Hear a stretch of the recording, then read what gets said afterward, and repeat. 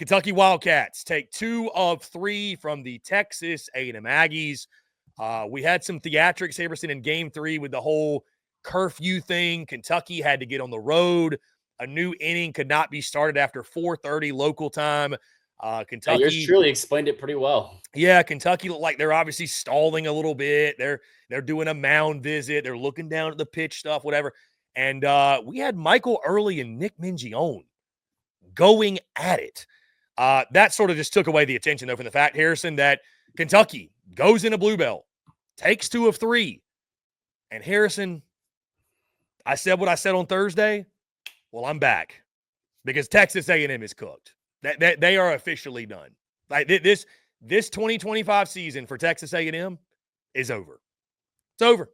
And I am officially all the way out on Michael Earley. Dude, there is no chance in hell that this team, all of a sudden, you just lost 2 or 3 to Kentucky. You got Tennessee coming up. You got to play LSU. You got to play Arkansas. You got to play Texas. You got to play Georgia.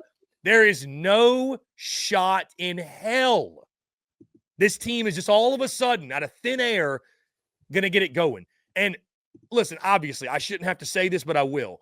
I got nothing against Michael Earley. Like, I'd love to have a conversation with Michael Earley. Like, I'm sure he's a great dude. He's obviously been a really, really good coach, highly thought of. Heck, I got a dude in my mentions that, I was talking about early on social media. He's like, hey, I played for Earley. He's a great dude. He's the hardest worker. He's going to get it right. Harrison, sorry, not sorry. When I see him, I just don't see a head coach. Like, to me, he looks like he's in over his head. To me, he looks out of place. Like that whole thing with him barking at Nick Mingione, man, that felt like such like a crybaby, like, woe is me. Like, bro, you're getting your ass kicked. You ain't scoring 5 runs in the bottom of the 9th. Like, no, dude, I like it. I'm glad he barked at him because that's Bush League. Bro, you don't do that. They're not like, bro. So what? They should rush to throw the final pitches so that A&M no, they shouldn't have these communication errors. Player mound visits. Like what? And then like go out and just stalling for several innings, especially the last. But like, okay, no. The frustration was more so because they were about to lose 2 or 3, and he knew that. That's where it came. The home plate umpire, to your point, I think Jake talked about it too. That's the one that should have said something. The home plate umpire did. If you want to make sure you get the 9th inning in, like, he should go out there and be like, all right, come on, let's go. But I know what you're doing. That should also be known about and talked about pregame, no matter what the score is, pregame, because the game would not be moved up. You knew this was a potential issue that comes up with the game time that they had to start. Yeah, definitely the home plate umpire. That's a good point. Not get enough heat as much as he should. I just, again, Harrison, like the results tell all. I don't really have to this is why. The results tell all. But even like I've listened to Michael Earley in interviews. I've seen post-game interviews. Like you see some of the stuff happening in game. Listen, man, great dude, great hitting coach, great person, I'm sure. Not everybody's cut out for this, man. They're just not. I don't look at him and in any way think he's cut out for this shit. Like I really don't. And like, it's all good. Go be a great hitting coach. But for them to be as bad as they are, with the talent they have, like we talk about A&M looks lost, he looks lost. To me, he looks lost. I think it starts at the top. I really do. I think if you're Texas A&M, your season's going to be a wash. You're not going to make the postseason. You should be spending the next few months. Hey, the buyout money's nothing. You're Texas A&M.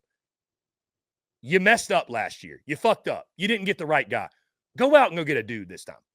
Like, this is not, we're not making a buddy hire. We're not hiring a guy because all the players like him. And this is why you don't do that.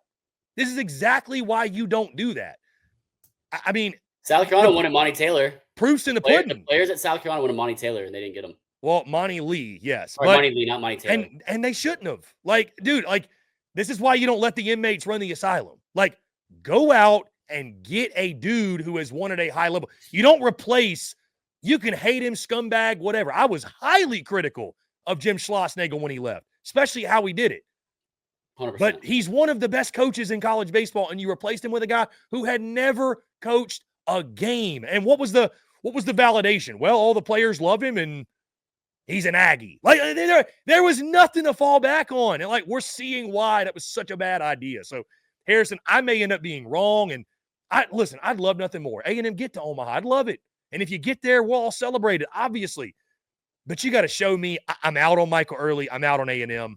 They're cooked as far as I'm concerned. And credit to Kentucky. We need to start talking more about them. I will say that. We need to give credit to Kentucky because they went in there, kicked their ass, took the series against an A&M team is desperate. But there's just no coming back, man. I just don't see it. Like Florida, the difference with Florida, they have a path, Harrison. Again, they've got Vandy. They got Mizzou. They got Mississippi State. A&M's got they've got Carolina and Mizzou. But, I mean, at this point, I expect Mizzou to come down to a rubber match. At this point, South Carolina's not a given. I mean, I just don't see it, man. I think A&M's officially cooked. And I think you mentioned this, and I'll echo it. It's one of the biggest disappointments, collapses, most outrageous going from consensus number 1 preseason. They were a lot of people's pick to win the national title. There's no better team on paper. We heard that all preseason. To, bro, they are under 500 at the halfway point. I mean, so they're 1-8 in SEC play. Yeah, I'm just, dude, I'm out. I told you going in how I felt, what the vibe was going to be for me. I'm out on A&M. I'm out on Michael Earley, man. You got to prove it to me otherwise. But if that's why I told you, Harrison. Like, I don't think it's an overreaction to be one and done in this scenario. Like, the guy's in over his head. He's just not cut out for the job. Like, just bottom line, he's just not cut out for the job. So it's so painfully obvious. I mean, everyone has raved about how much of a hitting guy guru he is, and just how much the offense has struggled. I mean, you lose some pieces. You have a lot of new pieces come in. You have some injuries. You lose Gavin Grohovac, SEC Freshman of the Year last year.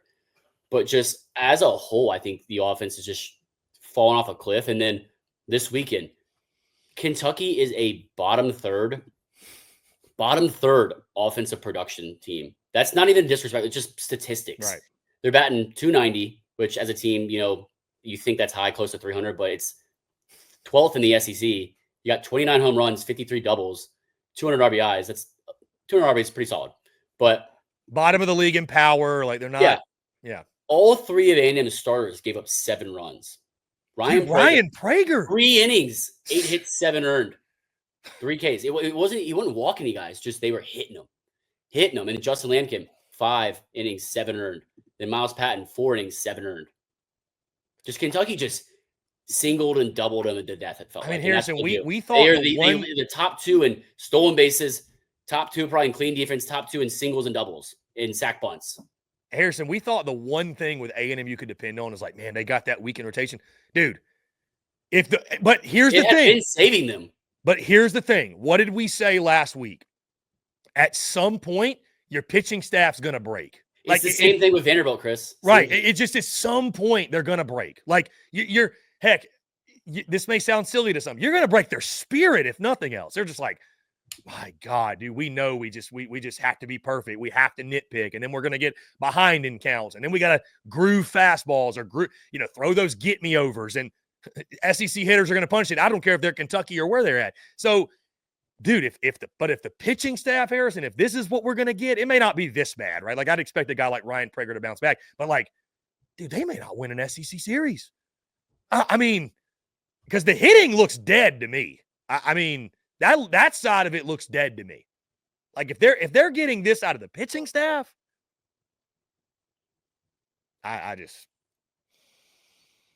it's a mess, dude. It's a mess. I mean, it's just a flat out mess. I don't know what to make of it. I don't know what, They're just not good. Course correct. They're not good. What would you set the percentage at right now that A&M will make the postseason? Because I'd go 0. 5%. Like, it'd be one thing if the schedule somehow softened up. You and I have talked about it. They haven't even got to the hard part. They haven't even got to the hard. They got to go to Tennessee. They got to go to Rocky Top. I mean, we'll talk about it more on Thursday. Could they inexplicably go up there and win 2 of 3? It feels virtually. They win a game. Can they win a game? Yeah, good question. Can they win a game? And I will say again, Harrison, I want to give the Kentucky love, dude. Like, I think Nick Mingione, he's not a guy we're going to rank like in our top 5 coaches in the SEC, but he's the damn He's good 2024 coach of the year, though. He's a damn good ball coach. Damn good ball coach. And he's going to get the most out of his guys. And Kentucky, they look like, to me, Harrison, I was going to say a typical Kentucky team. I mean, last year they weren't typical. They won 22 SEC games.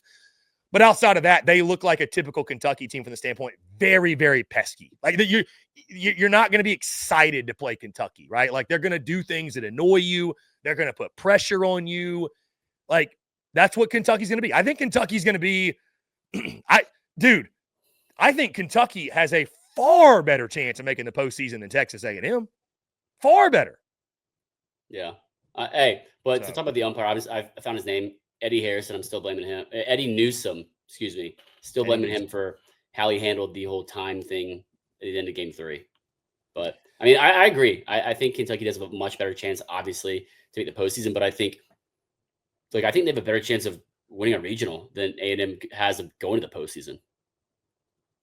I just, again, man, I get what you're saying. Like, was there some Bush League stuff by Kentucky? I think our guy Jake McKeever, he phrased it as chicken shit. There was some chicken shit stuff done, which, I mean, it's Kentucky. That's their brand of baseball is low-key chicken shit, is it not? At times, I mean, it's a little squirrely at times. But, dude, if you're Michael Earley, to me, it just comes off as, I'm butthurt that I know I'm about to lose 2 of 3. I'm about to lose a series I'm supposed to win. Everybody's going to come at me for it, as they should. And I'm pissed off, and I want to go at somebody. And so I'm going at Nick. And I'm sure Nick Mingione is like, bro, I've been in this game a while. You're a first-year rookie coach. Shut your mouth. Like, literally shut your mouth. Chris, like, I would be more pissed if it was like, a 1 or 2 run ball game, right? Super close. They're down 5. It's 10-5. But on the other side of it, you're up 5 runs. What, are you afraid of giving up a 5 spot in the 9th to A&M right now?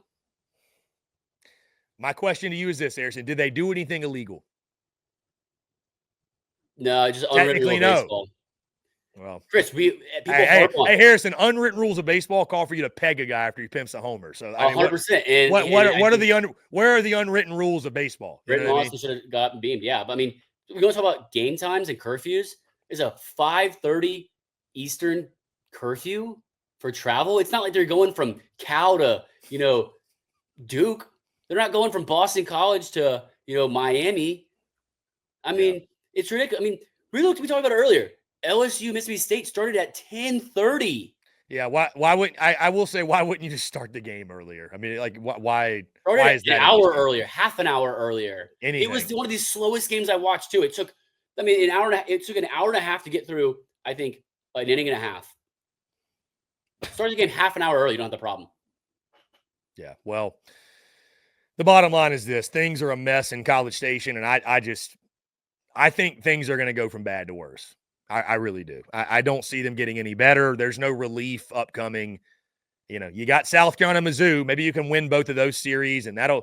I mean, let's say you swept Mizzou and beat South Carolina 2 of 3. That'd get you to 6 SEC wins. Harrison, you need to probably get to 13 SEC wins to make the postseason. Where on God's green earth are there 7 more wins on that schedule? Where are they getting them? You're going to have to win another series. Are you beating Georgia? Are you beating Texas? You're going to have to win the SEC tournament.